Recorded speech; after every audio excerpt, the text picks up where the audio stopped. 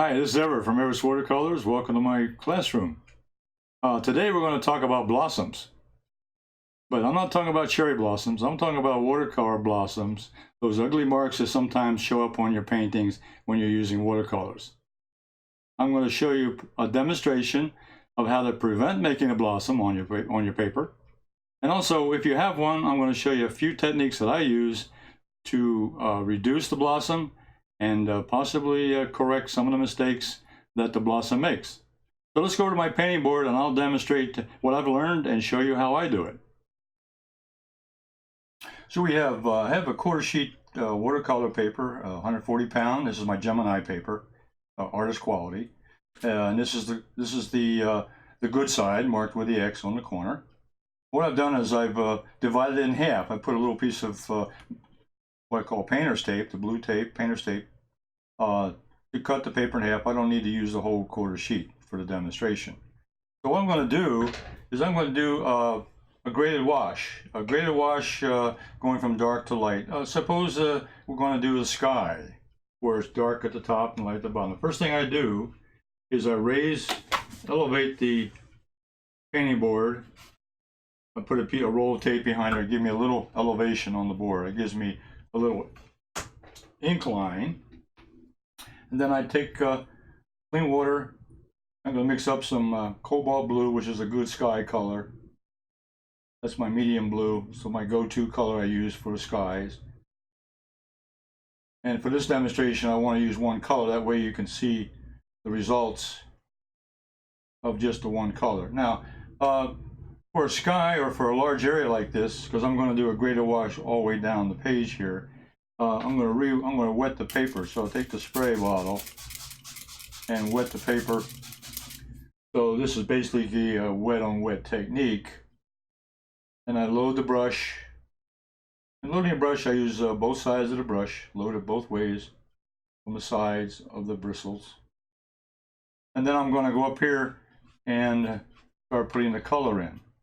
And at the top, I want it to be fairly dark. So I'll start out with a full brush load and paint right from the palette. And then as I go down, I'm going to dip the brush in the water, just in the water, then come right back and overlap that and come down a few more strokes. Then go back, get some more, just go ahead and get some more water in the brush. Don't put any more paint, just water. And go down.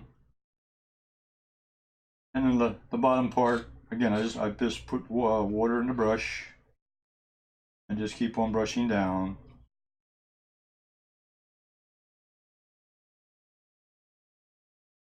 But we're going to go ahead and let that dry a little bit, and I'll come back in a few minutes and we'll continue on. This is a time where you don't want to touch the paper, but I'm going to go do it on purpose. If I went on here with wet on wet and I had more water in the brush than that's on the paper, and I go across here and put in paint on top of this,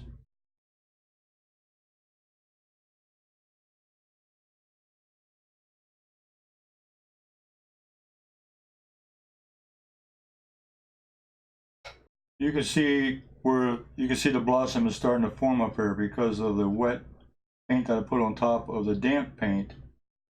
The wet paint is pushing out those molecules of paint out to the side. You can see it forming the blossom right now. I'm going to let that sit there for a while. The paper is still damp, and the shine, when the shine goes away, it is still damp. So what happens here, when you put paint on top of something, it still has this dampness.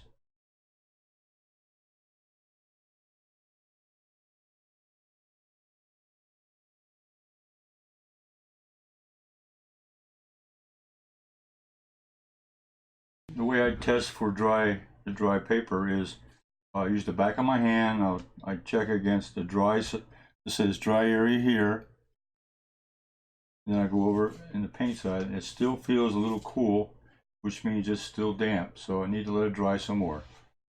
But as while I'm here, I'm looking at this, I can see The blossom is really formed up here very well. That was the wet on wet. I added the damp brush paint on top of a damp background. And down here, I waited till the shine had left the paper, but it was still damp. And then I put some more paint down here. You can still see there is a blossom down here of a different kind. Got a little harder edges here, got softer edges. So we'll let that dry, and we'll come back, and when it's perfectly dry, then we can make some changes. Okay, let's test the paper again. It's been sitting here for a little longer. Now that we got a blossom in there, there's several techniques that I can use, or that I use to correct some of it. Let me show you a couple things that I do. Over here, I'm going to bring down on the painting board. I use a natural, sometimes I'll use just a natural brush to apply the water, and I'll use another brush to soften up the edge. Sometimes I'll use a bristle brush. This is actually an oil brush with bristle hairs. I'll use a Q-tip sometimes. Let's take the natural hair brush.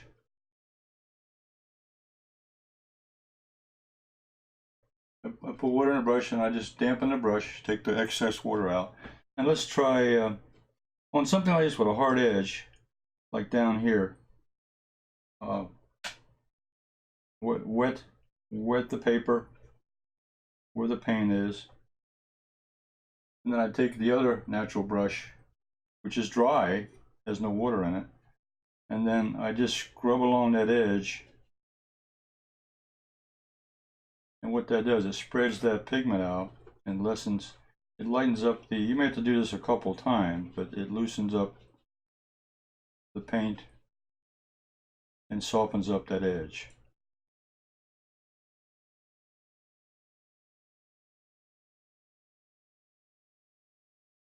Okay. So that's one way to correct an edge, or to soften the edge a little bit, is use just the paint on the brush and then soften it.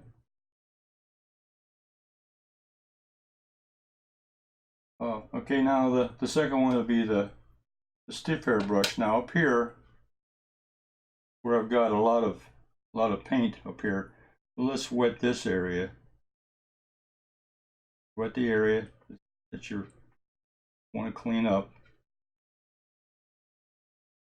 with a damp brush. Then I take the dry bristle brush, and then I go up here and I will scrape into the paint, spread it around, and you can see there that it has eliminated that hard edge. Okay, let's go back and use the natural hair again. Let's take the natural hair. Let's take this section over here, wet it. You can see it already moving the paint around. Let me take the other dry natural hair, and I can again move the paint around and soften up that hard edge. Okay. And now the third technique is with the Q-tip. And what I do there is I just dampen it. I put it in water to damp, and I'll go back in and let's try it down here on this piece here. I go in and scrub that edge, and that softens up that area right there. Okay. Here I use the bristle brush on this section here. Then I use the Q-tip down here on this edge, and I use the natural hair again up here. The one that not works the best, but the one I use quite often is the bristle brush, because it moves the paint quite well. And you can see here I'm loosening up, I'm really cleaning up that dark edge up there. And it's just, if this was a sky area, that could also, right now, it could be part of a cloud. You could use part of that as a cloud and camouflage that up there.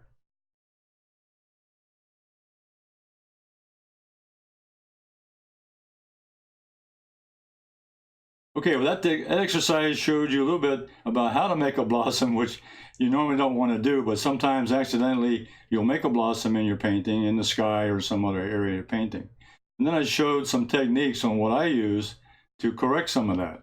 Natural brush, the bristle brush, which I use, also a Q-tip. So those are just things that you can use to try to eliminate some of the marks on your paper and make a better looking painting at the end. Subscribe to my channel on YouTube to stay abreast of my next video. I'll be doing another one pretty soon, so we'll see you then. So bye for now.